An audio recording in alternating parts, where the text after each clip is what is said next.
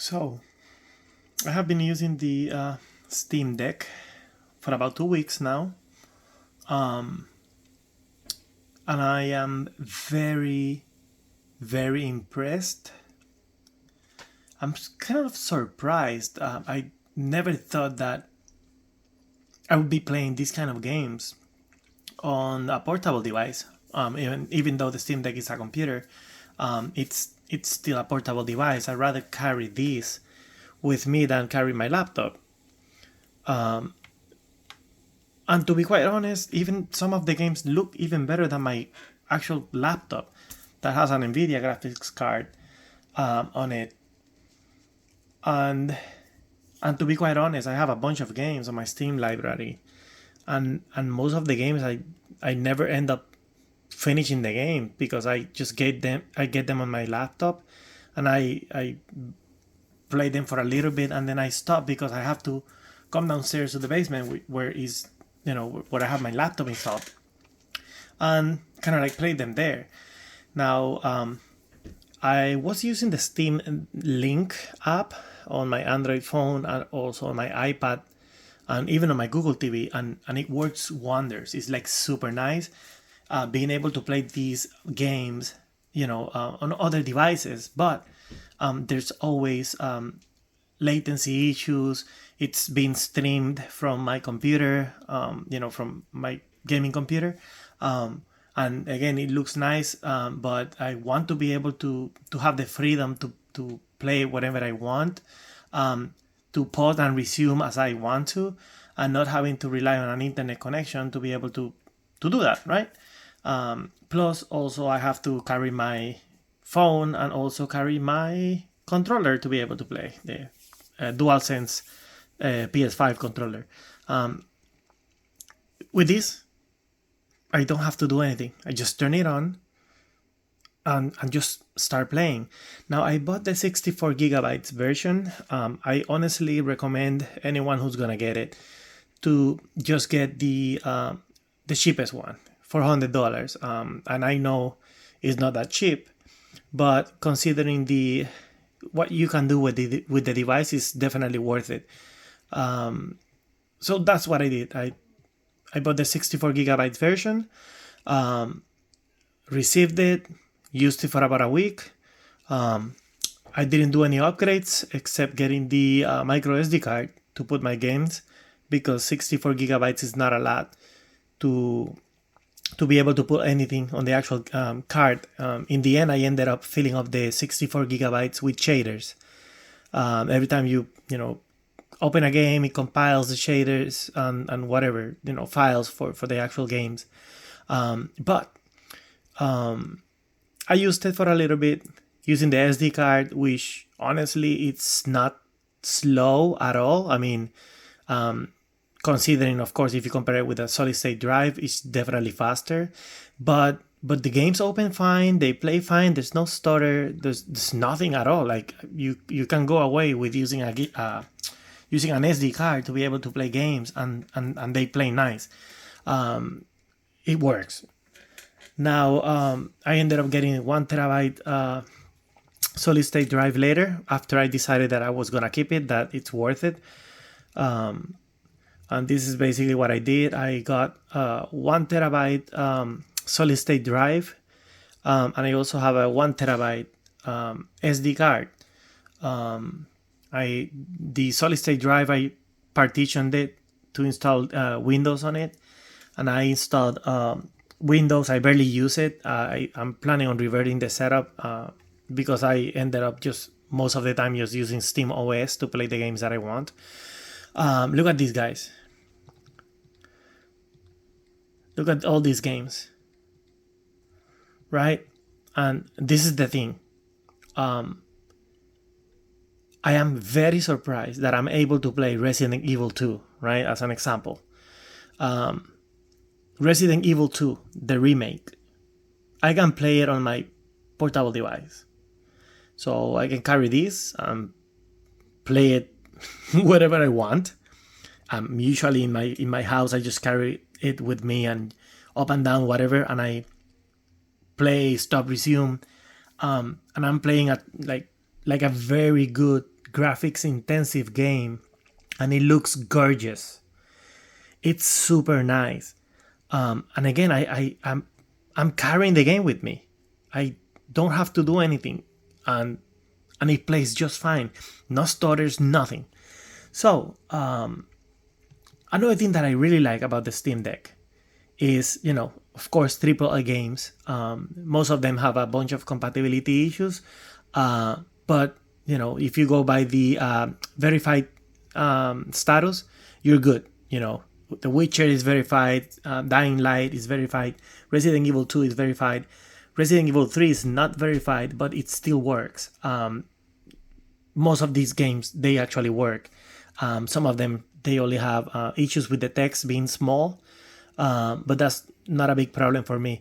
I have here Grand Theft Auto 4, which if you go to the game info, you can see that it says it's playable, right? And if you go to details, it requires a launcher, right? So it did give me a little bit of trouble setting up the launcher, but once that's done, that's it.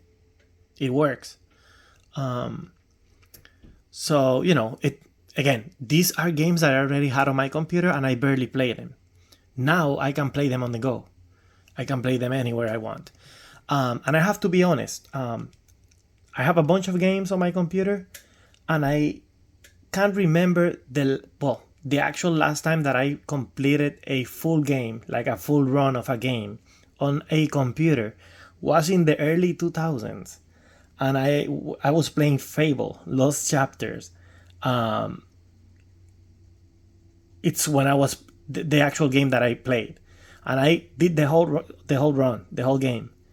After that, I have never ever been able to complete a game on a computer, except for Resident Evil 2 this year that I got the Steam Deck. So, this is very convenient because I can, actually play the games that I'm buying, right? I'm spending money on these games that I barely play because, again, I don't want to be sitting down on my computer playing the games. So, enough with that. It is what it is. It's a very good sale. You just buy it. If you do have the money, $400, you can get the cheapest version. Check if you like it, and if you like it, just upgrade the solid state drive to a 1 terabyte or even 512 if you don't want to spend a lot of money. And it works. It's excellent. So let me go here and just want to go over one more thing, which is this is another thing that I wanted to talk to you guys about. Look at this craziness. Look at these prices. Look at these sales. A bunch of games that are Steam Deck compatible. That's what the green check mark means. They are Steam Deck verified, and they're on sale. So you can buy a bunch of games. Look at this game. From $50 in $16.49. They're like super cheap to get really good games that you can carry with you. Like, honestly, there's no excuse. It's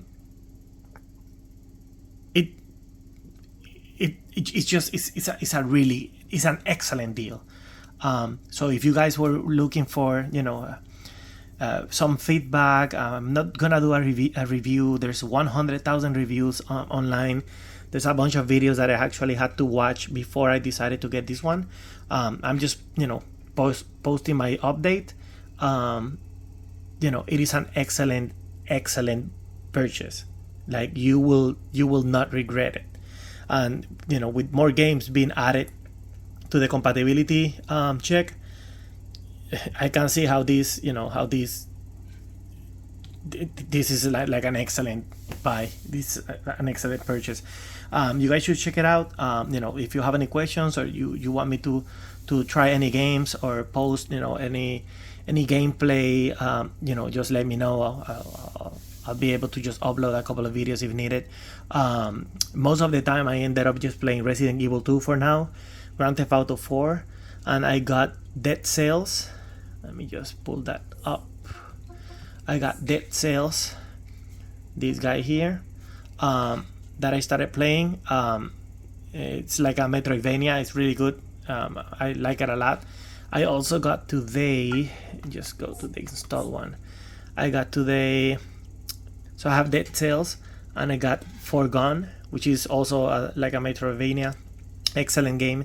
I started playing both today. Those are the games that I like playing most of the time. I also got Fable, because again, back in the day when I played it, it's really good. Resident Evil 2 and 3, and I already had a bunch of these other games. I got Dying Light, and I also got Bayonetta. Again, they were on sale. It's a very good deal. Every so often I just check, and if the games are cheap, I'll just get them and play them later. Titanfall, guys, $3 I paid like 2 days ago.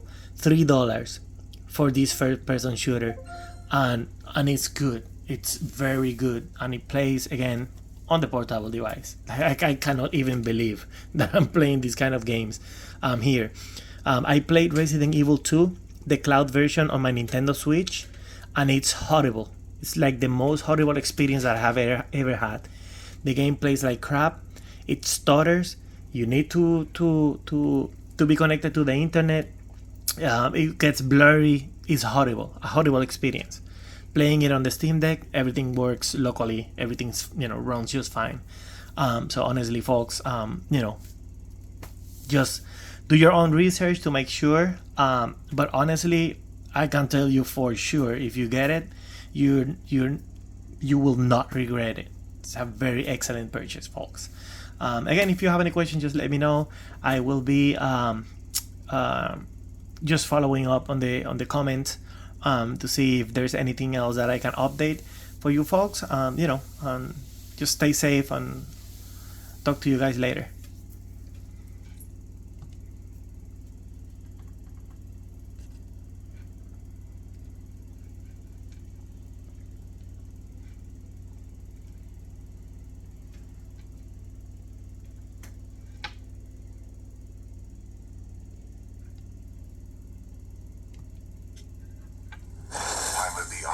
Will continue to search for us. Our only chance of survival is to rendezvous with Major Anderson, 60 clicks from our current location. We will have to improvise and adapt if we wish to survive. This is Wombat 3-2. We're taking heavy casualties down here. Any militia forces, please assist. We've suffered heavy losses.